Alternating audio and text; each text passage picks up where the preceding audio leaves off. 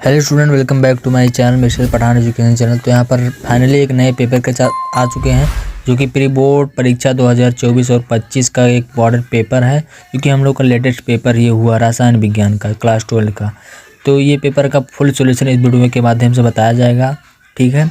तो चलिए यहाँ पर बिना समय गवाए इस वीडियो को स्टार्ट कर लेते हैं। तो यहाँ पर इसमें आपका रसायन विज्ञान का पेपर है, क्लास 12 का है। 3 घंटे 15 मिनट का समय दिया जाता है, ठीक है।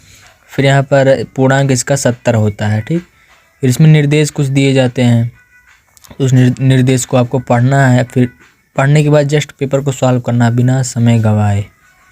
तो यहाँ पर ये पेपर है और इसका निर्देश दिया है, सभी प्रश्न करना अनिवार्य होता है। 70 नंबर के एक क्वेश्चन पेपर दिया जाता है, ठीक है।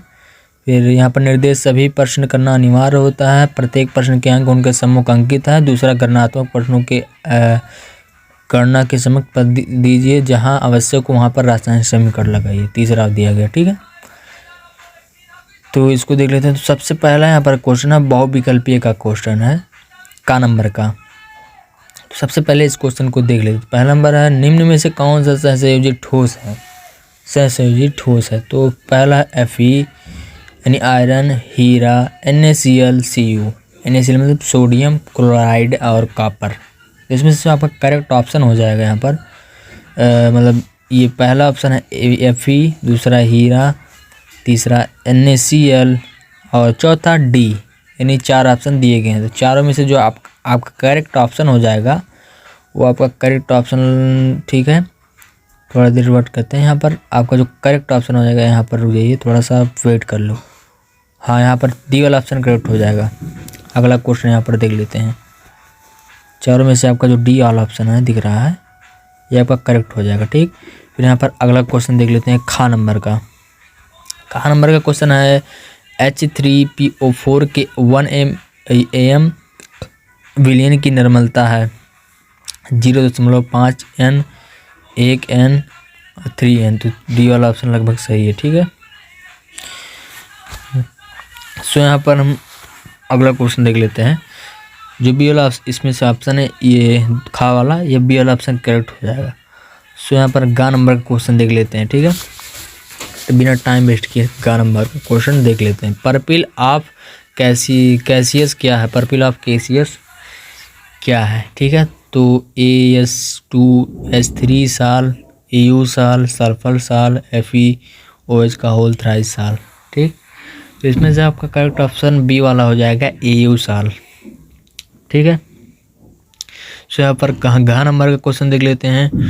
फ्लूओरीन की ऑक्सीकरण संख्या, फ्लूओरीन की ऑक्सीकरण संख्या क्या होती है?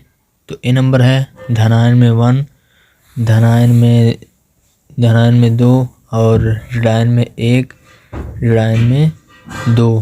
तो यहाँ पर करेक्ट ऑप्शन बी वाला हो जाएगा। ऋणायन में 1 फ्लूओरीन की ऑक्सीकरण संख्या होती है।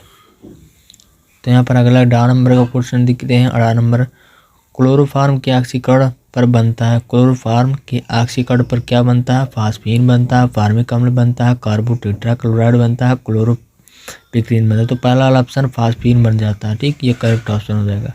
फिर 4 नंबर का क्वेश्चन है, निम्न में से कौन सी एमीन कार्बिल एमीन अभिक्रिया नहीं देती है? CH3 CH2 NH2, CH3 NH2 CH3 NH, CH3 C6H5 NH2। सो यहाँ पर 4 ऑप्शन दिए गए हैं। 4 में से आपका जो करेक्ट ऑप्शन यहाँ पर सी वाला हो जाएगा। फिर यहाँ पर थ्योरिटिकल क्वेश्चन आ चुके हैं, जो कि पहला है दूसरे का Fe केंद्रक क्या है? Fe केंद्रक क्या है? खा नंबर है, मोलर उन्नयन स्थिरांक किसे कहते हैं? गा नंबर है, अभिक्रिया के वेग पर ताप का क्या प्रभाव पड़ता है? अभिक्रिया के वेग पर ताप का क्या प्रभाव पड़ता है, ठीक है। तो यहाँ पर 3 क्वेश्चन थे जो कि 2-2 नंबर के थे। तो यहाँ पर अगला क्वेश्चन अगले पेज में आ चुके हैं। तो अगला पेज का क्वेश्चन यहाँ पर पहला दिया है कि बर्नर सिद्धांत के दोष क्या लिखिए। बर्नर सिद्धांत क्या था, उसका दोष, ठीक है, हानि क्या हुआ था उसमें, उसके बारे में कुछ टिप्पणी लिखना। 2 नंबर का ये भी क्वेश्चन है। फिर तीसरे का है, हीलियम और सोडियम फ्लोरीन के साथ यौगिक नहीं बनाते हैं, क्यों नहीं बनाते हैं? सो यहाँ पर समीकरण को दर्शाना है। खा नंबर का तीसरे का लिगेंड किसे कहते हैं, इनके प्रकार लिखिए। 2 नंबर का ये भी क्वेश्चन है, फिर यहाँ पर तीसरे का अगला क्वेश्चन है हैलोफॉर्म अभिक्रिया का रासायनिक समीकरण के लिखिए। यानी हैलोफॉर्म उसका परिभाषा नहीं लिखना है, उसका केवल समीकरण यहाँ पर लिख देना है। सो यहाँ पर तीसरे का घा दिया है डाइस सैकेराइड किसे कहते हैं, डाइसैकेराइड क्या होता है उसके बारे में बताना है। ठीक है, तो इसके ये सारे क्वेश्चन 2-2 नंबर के हैं। सो यहाँ पर आपके बोर्ड एग्जाम के लिए काफ़ी इम्पोर्टेंट ये पेपर है।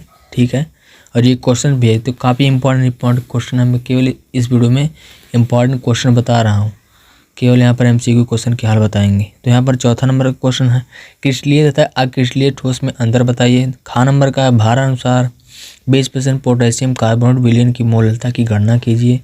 गा नंबर है प्रोटीन क्या है, मनुष्य के शरीर में प्रोटीन का कार्य लिखिए। घा नंबर है निम्न में टिप्पणी लिखिए। पहला है विद्युत कट संचालक, दूसरा है टिंडल प्रभाव, तीसरा है अस्कंदन। तीनों में से आपको तीनों ही लिखना है। ठीक, 3 नंबर मिलेंगे। सो यहाँ पर अगला क्वेश्चन है पांचवा का जो कि यहाँ पर बताया गया है। इसमें इलेक्ट्रॉनिक विन्यास के आधार पर ऑक्सीजन परिवार के तत्वों की आवर्त सारणी में स्थिति की विवेचना कीजिए।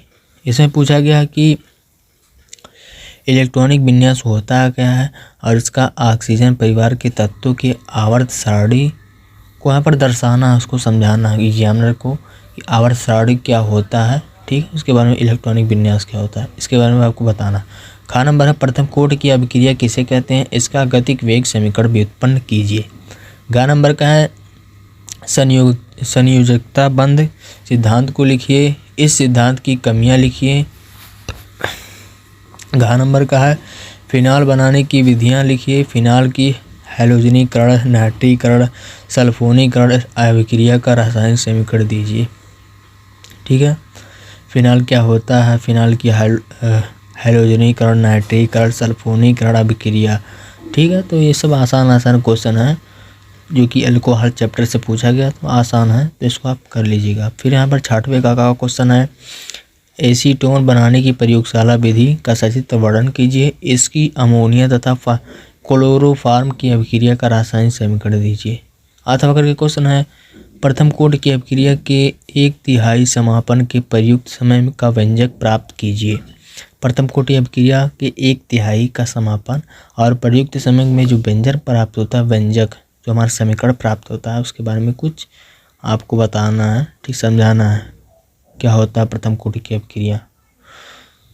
सो यहाँ पर ये 5 नंबर का क्वेश्चन है, काफ़ी इंपॉर्टेंट है बोर्ड एग्जाम के लिए, तो इसको आपको तैयार करके जाना है। सो यहाँ पर प्रथम कोटि की अभिक्रिया होता गया है और एसीटोन की बनाने की प्रयोगशाला विधि बताना है, इसका सही वर्णन करना है। ठीक, फिर यहाँ पर अगले टॉपिक की ओर बढ़ते हैं, अगला क्वेश्चन की ओर। अगला क्वेश्चन यहाँ पर खा नंबर है एक यौगिक में 4.18 ग्राम को 240 ग्राम जल में घोलने पर एक वायुमंडल दाब पर विलयन का क्वथनांक 100.65 डिग्री सेल्सियस का यौगिक के अणुभार की गणना कीजिए। 100 ग्राम जल का आणविक उन्नयन स्थिरांक K = 5.31 है। ठीक, ये तो आपका जो पहला चैप्टर है केमिस्ट्री का, पहला चैप्टर विलयन, उसी चैप्टर से लिया गया है। तो कुछ आपको विलयन का अणुभार, विलयन का अणुभार, ठीक, ये सारे जो फार्मूले हैं विलयन चैप्टर का, तो काफ़ी इंपॉर्टेंट, अगर आपको ये लर्न होगा, याद होगा, तो आप इसको आसानी से कर सकते हैं, काफ़ी आसान न्यूमेरिकल है। फिर यहाँ पर अथवा का क्वेश्चन है डी ब्लॉक के तत्व क्या है, इसको संक्रमण, इसका संक्रमण तत्व क्यों कहते हैं, इसको संक्रमण तत्व क्यों कहते हैं, इसके निम्न गुणों को कारण सही समझाइए। पहला चुंबकीय गुण, परमाणु त्रिज्या। का नंबर है संकुल की IPSC नाम लिखिए।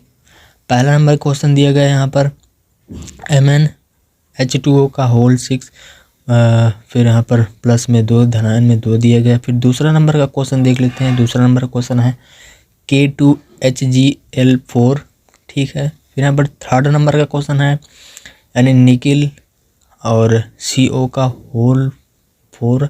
फिर चौथा है K3FeC2O4 का होल थ्राइस। फिर 5वें नंबर का है COCl2En का होल ट्वाइस, फिर SO4, ठीक है। तो यहाँ पर 5 क्वेश्चन दिए, काफ़ी इंपॉर्टेंट है क्योंकि IPSC जो चैप्टर है आपका 5वें नंबर का चैप्टर है उपसहसंयोजी यौगिक, तो ये काफ़ी इंपॉर्टेंट आपके बोर्ड एग्जाम के लिए, इसको आपको जरूर से तैयार करके जाना, तभी आपका 5 नंबर फिक्स हो जाएगा। फिर यहाँ पर अथवा करके यानी आर करके क्वेश्चन दिया गया है, कैसे प्राप्त करेंगे केवल रासायनिक समीकरण। कैसे प्राप्त करेंगे केवल रासायनिक समीकरण। तो यहाँ पर इसको देख लेते हैं कि पाँच नंबर के क्वेश्चन दिए गए हैं। कैसे प्राप्त करेंगे केवल रासायनिक समीकरण, मतलब दो कुछ दे देगा, जैसे मान लीजिए कॉपर दे दिया और जल दे दिया H2O, तो उसको जब हम मिलाएंगे तो हमें क्या यौगिक प्राप्त होगा, बस वही प्राप्त करना केवल रासायनिक समीकरण। पहला है ग्लूकोज से ग्लूकोसोजन, दूसरा प्रोपेमाइड से एथिल एमीन, तीसरा है बेंजेहाइड से बेंजोइक अम्ल, फिनॉल से प्रोपिक अम्ल, पांचवा सल्फर से सल्फ्यूरिक अम्ल। ठीक है, ये 5 है, इसको आपको रिएक्शन करके यानी संतुलित कर देना है, फिर यहाँ पर ये हमारा सरल रासायनिक समीकरण प्राप्त हो जाएगा। फिर ख नंबर का यहाँ पर क्वेश्चन है, सीमेंस के ओजोनाइजर द्वारा ओजोन के निर्माण का सचित्र वर्णन कीजिए। ठीक, सो ये जो ख नंबर का क्वेश्चन है, सीमेंस के ओजोनाइजर द्वारा ओजोन के निर्माण का सचित्र वर्णन कीजिए, ये काफ़ी इम्पॉर्टेंट है, दैट इम्पॉर्टेंट क्वेश्चन। फिर यहाँ पर अगले टॉपिक की ओर बढ़ते हैं। ये जो क्वेश्चन है, कैसे प्राप्त करेंगे केवल रासायनिक समीकरण, जो आपका 5वां चैप्टर है, आपका जो है उप सहसंयोजी यौगिक IPAC नामकरण, उसी चैप्टर से एक क्वेश्चन पूछा जाता है।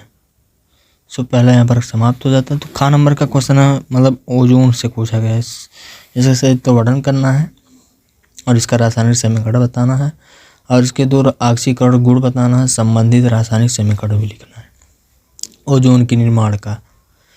फिर इसको आपको हल कर देना अच्छे तरीके से। फिर यहाँ पर अथवा करके क्वेश्चन दिया है, क्या होता है जब केवल रासायनिक समीकरण प्राप्त करेंगे। ये 3 क्वेश्चन पूछे जाते हैं, क्या होता है जब, अब कैसे प्राप्त करेंगे, ये सारे जो क्वेश्चन है ये पूछे जाते हैं, तो इसको तैयार करके जाना, जो कि 5वें चैप्टर से है IPAC नामकरण। सो यहाँ पर पहला नंबर है, सांद्र HNO3 के 3 अभिक्रिया के मतलब मिलाते हैं, इसको रिएक्शन कराते हैं, संतुलित करते हैं, तो हमें प्राप्त हो जाता है क्या, वही रासायनिक समीकरण हमें प्राप्त करना है इस क्वेश्चन में। दूसरा नंबर है, फिनाल को जिंक चूड़ के साथ गर्म करते हैं तो हमें क्या प्राप्त हो जाता है। फिर तीसरा है, ग्लूकोज की ब्रोमीन जल में अभिक्रिया होती है, कैसे होती है बस वो बताना है। फिर चौथा है, डाई एथिल ईथर को PCl5 के साथ गर्म करते हैं।